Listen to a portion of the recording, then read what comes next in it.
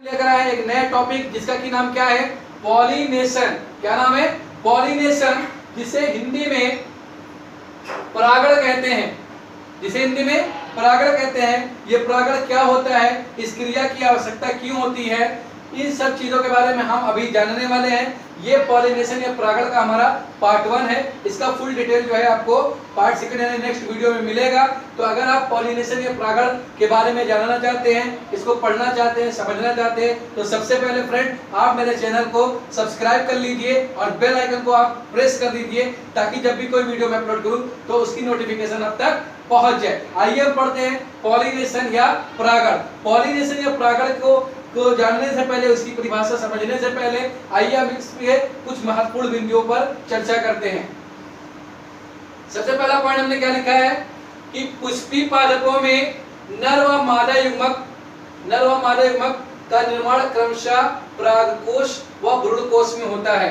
क्या कहा कि जो इतने भी हमारे एंजियोस्पर्मिक प्लांट है, इसमें नर युग्मक यानी मेल गैमीट का जो फॉर्मेशन होता है, जो निर्माण होता है, वो किसमें होता है? वो परागकोश में होता है, यानी पुमंग में होता है। पुमंग जो कि नर जनन अंग के समान कार्य करता है, उसका एक पार्ट है परागकोश, उसमें नर युग्मक बनता है। इसी प्रकार मादा युग्मक अर्थात फीमेल गैमीट जो है वो भ्रूणकोश यानी जो ओवरी के जो हमारा पूरा जो स्त्री केसर है, जिसे जायांग कहते हैं, उसका जो ओवरी है, अंडाशय के अंदर एक पार्ट होता है जिसका नाम है भ्रूणकोश, एम्ब्रियो सैक, उसके अंदर ये बनता है। तो वही बता रहा है कि सामान्यतः या क्रमशः जो है जो नर व मादा युग्मक है वो कहां पर बनते हैं? वो परागकोश व भ्रूणकोश में बनते हैं। और बहुत ही इंटरेस्टिंग बात ये मैं आपको बता दूं कि जो आपका नर युग्मक और जो मादा युग्मक है फ्लावर का, ये दोनों क्या होते हैं?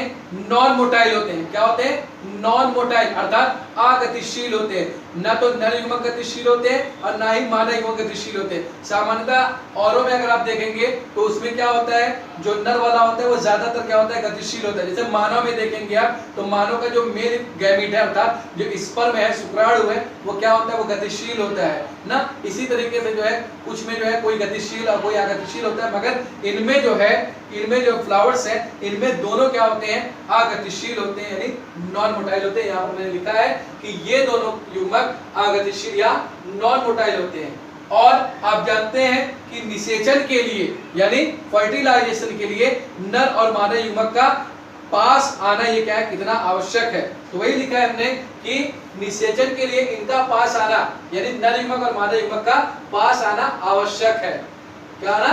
पास आना आवश्यक है। और आवृतबीजी पादपों में परागण की क्रिया जो होती है, यानी जो पॉलिनेशन की क्रिया है, ये निषेचन से पहले ही संपन्न होता है। यानी सिंपली आप समझ लीजिए कि परागण क्यों होता है, क्यों परागण क्रिया की आवश्यकता होती है। सबसे पहले बताया कि जो नर युग्मक और मादा युग्मक है वो क्रमशः जो है परागकोश और भ्रूणकोश में बनते हैं। और बताया कि आवश्यकता इसलिए पड़ती है पॉलिनेशन या परागण की, क्योंकि मेल गैमीट और जो फीमेल गैमीट है दोनों नॉन मोटाइल है, यानी इनमें गतिशीलता नहीं होती, अगतिशील होते हैं। अगर गतिशील होते तो जो गति करता हुआ जो मेल गैमीट या फीमेल गैमीट एक दूसरे करीब आकर के निषेचित कर देते, मगर दोनों अगतिशील हैं। और जो है निषेचन के लिए दोनों का पास आना क्या है? वो जरूरी है, कंपलसरी है। इसीलिए अर्थात जो नॉन मोटाइल है, यानी जो ये निषेचन के लिए पास नहीं आते, इन्हें निषेचन से पहले पास करने के लिए, यानी निषेचन के लिए मेल गैमीट और फीमेल गैमीट को करीब करने के लिए पॉलिनेशन की यानी परागण की क्रिया होती है। और ये याद रखिएगा कि पॉलिनेशन की क्रिया क्या होती है? वो निषेचन या फर्टिलाइजेशन से पहले होती है। यहाँ पर हमने एक नोट लिखी है कि जरूरी नहीं है कि जो परागण की क्रिया है, जो परागण की क्रिया है वो केवल एंजियोस्पर्म या फिर जो है केवल आवृतबीजी पौधों में ही नहीं होती। जैसे कभी कभी एग्जाम में सवाल आ जाएगा कि बताइए निम्न में से परागण की क्रिया किसमें होती है, तो एक ऑप्शन दिया रहेगा आवृतबीजी पौधे में, और एक ऑप्शन दिया रहेगा कि अनावृतबीजी पौधे में, और एक दिया रहेगा उपयुक्त दोनों में, और एक इनमें से कोई नहीं। तो हमारा दिमाग क्या काम करता है कि सामान्यतः हम ये समझते हैं कि परागण की क्रिया किसमें होती है? आवृतबीजी पौधे में, और वही जो है हम टिक लगा करके उसी को सही करके चले जाएंगे, जो कि गलत हो जाएगा। तो ये बहुत ही इंपॉर्टेंट पॉइंट यहाँ पर लिखा है मैंने कि परागण की प्रक्रिया आवृत्त बीजी पादपों व अनावृत्त बीजी पादपों दोनों में होता है। याद रखिएगा, एंजियोस्पर्म और जिम्नोस्पर्म ये क्रिया जो है दोनों के अंदर होता है, यानी जो पॉलिनेशन है वो दोनों में होता है। ये नोट था हमारा। एक नोट और हमने लिखा है कि अधिकांश आवृत्त बीजी पादपों में परागण क्रिया दो कोशिकीय अवस्था, एक दो कोशिकीय अवस्था, यानी जो परागण क्रिया होती है वो कैसी होती है, वो दो कोशिकीय अवस्था होती है, जिनमें से एक क्या होता है, जनन कोशिका होता है, और एक क्या होता है, वो कायिक कोशिका होता है। याद रखिएगा कि जो हमारा परागण क्रिया होती है, परागण क्रिया जो है वो दो कोशिकीय होती है, यानी जिसमें से एक कोशिका क्या होता है, वो जनन कोशिका अर्थात नर जो सेल युग्मक होता है, यानी जो वो मेल गैमीट होता है, और दूसरा क्या होता है, वो ट्यूब सेल होती है, यानी कि कायिक कोशिका यानी वेजिटेटिव सेल होती है। ठीक है, तो ये कुछ इंपॉर्टेंट पॉइंट थे। अब यहाँ पर जो है परागण की डेफिनेशन मैंने लिखी है, बस इस पॉइंट को आप याद रखिएगा कि जो मेल गैमीट और फीमेल गैमीट है ये क्रमशः वो गायनीसियम और जो आपका ये एंड्रीसियम है इसमें बनता है, और ये दोनों गैमीट क्या होते हैं, मेल गैमीट और फीमेल गैमीट दोनों क्या होते हैं, नॉन मोटाइल होते हैं, अगतिशील होते हैं। तो जो है और निषेचन के लिए इनका पास आना क्या है, जरूरी है, क्योंकि नॉन मोटाइल होने की वजह से ये एक दूसरे के करीब नहीं आ पाते। तो पॉलिनेशन क्रिया के द्वारा, परागण क्रिया के द्वारा इन्हें क्या किया जाता है, एक दूसरे के करीब लाया जाता है, एक दूसरे के पास लाया जाता है। और बहुत ही इंपॉर्टेंट पार्ट मैंने ये बताया आपको कि जरूरी नहीं है कि परागण क्रिया केवल आवृत्त बीजी पौधे में हो, ये जरूरी नहीं है, ये आवृत्त बीजी पौधे और अनावृत्त बीजी पौधे में दोनों में होता है। बहुत ही इंपॉर्टेंट पॉइंट है, एग्जाम के पॉइंट ऑफ व्यू से इसको याद रखिएगा। और मैंने बताया कि नोट कि अधिकांश आवृत्त बीजी पादपों में परागण की क्रिया जो होती है वो दो कोशिकीय होती है, यानी जिसमें से एक जनन कोशिका होता है और एक क्या होता है, कायिक कोशिका, इसी को ट्यूब सेल कहते हैं। ठीक है, अब आइए हम बात करते हैं पॉलिनेशन या परागण की, कि परागण या पॉलिनेशन क्या होता है। तो यहाँ पर देखिए मैंने डेफिनेशन लिखी हुई है, परागकणों का यानी मेल गैमीट, जो मेल गैमीट होता है वही हमारा परागकण होता है। परागकणों का परागकोश से मुक्त होकर या निकलकर जायांग यानी गायनीसियम के स्टिग्मा यानी वर्तिकाग्र तक पहुंचने की क्रिया परागण कहलाती है। सिंपली समझ लीजिए कि जो एंड्रीसियम का जो एंथर है यानी जो परागकोश है, उस परागकोश के अंदर जो है माइक्रोस्पोरोजेनेसिस के माध्यम से क्या बनता है, मेल गैमीट बनता है।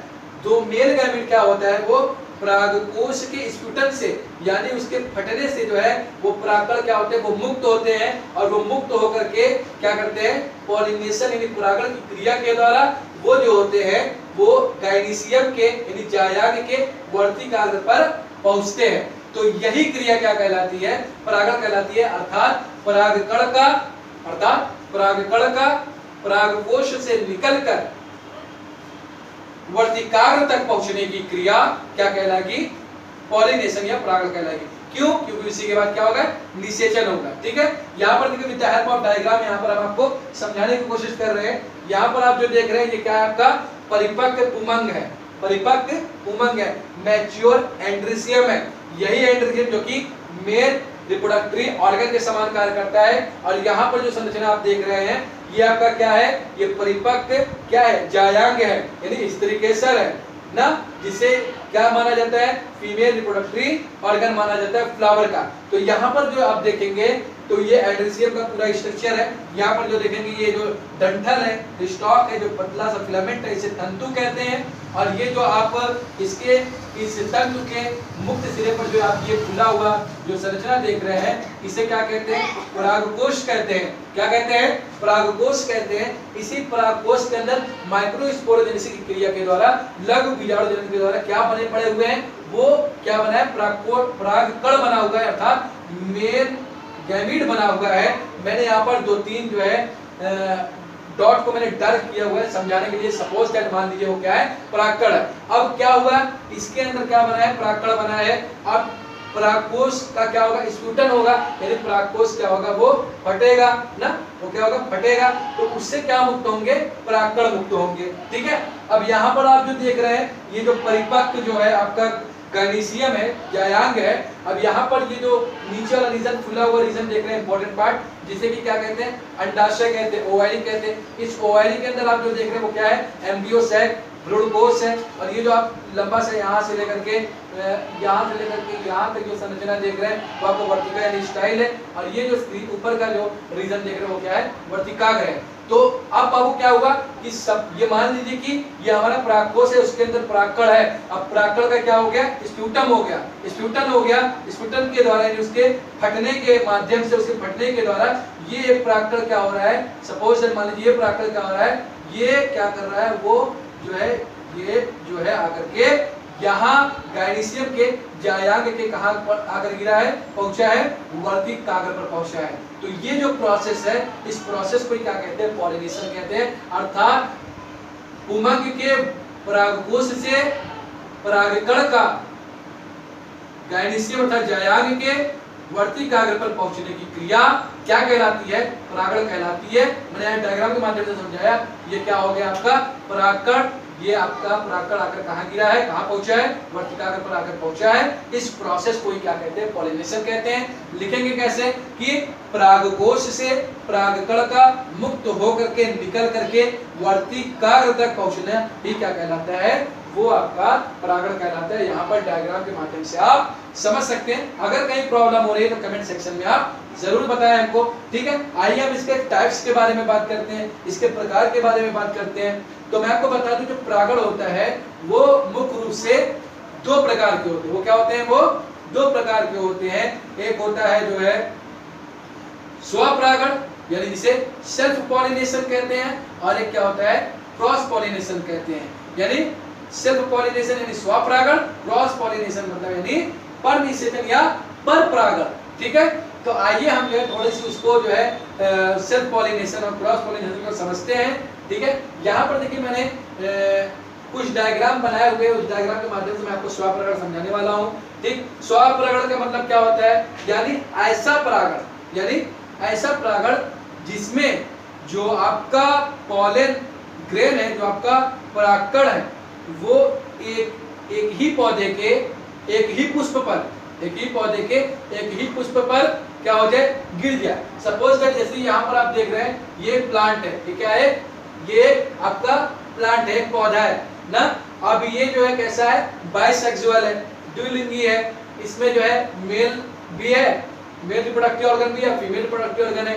तो इस मेल का जो है, इसमें ये जो है जो फ्लावर है वो बाइसेक्सुअल है। तो इस मेल के एंथर से, इस मेल के एंथर से क्या निकल जाए, वो आपका परागकण निकल जाए, और इस फीमेल के जो है वो वर्तिकाग्र पर आकर पहुंच जाए। तो इस प्रकार का जो पॉलिनेशन होता है वो स्वपरागण कहलाता है। अर्थात सिंपली आप ये कह सकते हो कि परागकण का यानी जो है ऐसा परागण जिसमें परागकण जो है वो निकल करके उसी पुष्प के वर्तिकाग्र पर पहुंच जाते हैं, तो वो क्या कहलाता है, स्वपरागण कहलाता है। जैसे सपोज दैट एक फूल है, एक पुष्प है, वो बाइसेक्सुअल, उसमें मेल रिप्रोडक्टिव ऑर्गन भी है, फीमेल रिप्रोडक्टिव ऑर्गन है, तो दोनों एक ही में मौजूद है, ठीक है। तो उससे उसी पुष्प के जो है मेल रिप्रोडक्टिव ऑर्गन से क्या निकलकर, परागकण निकल करके उसी फ्लावर के फीमेल रिप्रोडक्टिव ऑर्गन के वर्तिकाग्र पर पहुंच जाए, तो वो क्या हो जाएगा, वो स्वपरागण कहलाता है, ठीक है। और यहाँ पर देखिए सजात पुष्पी परागण, ये जो है स्वपरागण के ही अंतर्गत आता है। ये जो है आपके स्वपरागण के अंतर्गत आता है। इसको एक अलग श्रेणी मानते हैं, मगर ये सजात पुष्पी परागण जो है वो एक प्रकार का आपका स्वपरागण के अंतर्गत ही आता है। मैं आपको बता दूं इसमें क्या होता है। इसमें आपने देखा कि एक पुष्प से परागकण निकला और उसी पुष्प के वर्तिकाग्र पर गिर गया, मगर इसमें क्या होता है, एक ही पौधा होता है, एक ही प्लांट होता है। उस प्लांट के एक पुष्प से परागकण निकल करके उसी प्लांट के दूसरे पुष्प के वर्तिकाग्र पर पहुंचता है।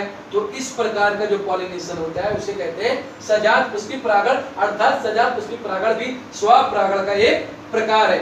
यानी स्वपरागण में एक पुष्प से निकला, उसी पुष्प पे गिर गया। मगर यहाँ पर क्या हो रहा है कि यहाँ पर एक प्लांट है, एक प्लांट के पुष्प से जो है परागकण निकला, उसी प्लांट के दूसरे पुष्प के वर्तिकाग्र पर पहुंच गया, तो इसे क्या कहते हैं? वो कहते हैं सजात पुष्पी परागण। आइए हम थोड़ी सी बात करते हैं पर परागण की।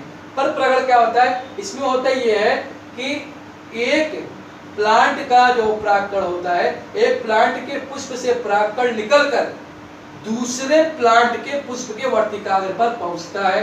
तो जब एक प्लांट के पुष्प से परागकण निकलकर किसी दूसरे प्लांट के वर्तिकाग्र पर पहुंचता है, तो इसे क्या कहते हैं? इसे कहते हैं पर परागण, मगर शर्त ये है कि दोनों जो स्पीसीज है वो सेम होने चाहिए। यानी जो यहाँ से जिस प्लांट के पुष्प से जो है परागकण निकला है वो किसी दूसरे प्लांट पर जाएगा, मगर वो जो आपका प्लांट होगा वो सेम स्पीसीज का होगा। सपोज दैट ये दो भिन्न भिन्न प्लांट है ना, मगर ये जो प्लांट है ये भी सपोज दैट वो आपका सपोज दैट गुलाब का है, तो ये भी गुलाब का ही होना चाहिए, ठीक है? यानी सेम स्पीसीज होता है, यानी डिफरेंट स्पीसीज नहीं। तो इसे क्या कहते हैं? पर परागण। जो स्वपरागण में आप कह सकते हैं कि एक ही पुष्प के परागकोश से परागकण निकलकर उसी पुष्प के वर्तिकाग्र पर पहुंच जाता है, स्वपरागण। सजात पुष्पी परागण क्या होता है? एक पौधे के पुष्प से परागकण निकलकर उसी पौधे के किसी दूसरे पुष्प पर पुष्प के वर्तिकाग्र पर पहुंच जाता है, तो उसे क्या कहते हैं? सजात पुष्पी परागण। और पर परागण में क्या होता है कि एक पौधे के पुष्प से परागकण निकलकर उसी जाति के किसी दूसरे पौधे के पुष्प के वर्तिकाग्र पर पहुंचता है, तो उसे क्या कहते हैं? पर परागण कहते हैं। ये थोड़ा सा जो है इंट्रोडक्शन था आपके पॉलिनेशन या परागण का। इसमें कहीं पर भी प्रॉब्लम आ रही है हमें कमेंट सेक्शन में बताइए, और पार्ट 2 में हम आपको बताएंगे कि स्वपरागण, सजात पुष्पी परागण, पर परागण है ये किस किस माध्यम से और कैसे कैसे होता है, ठीक है? तब तक इसको आप नोट कर लीजिए।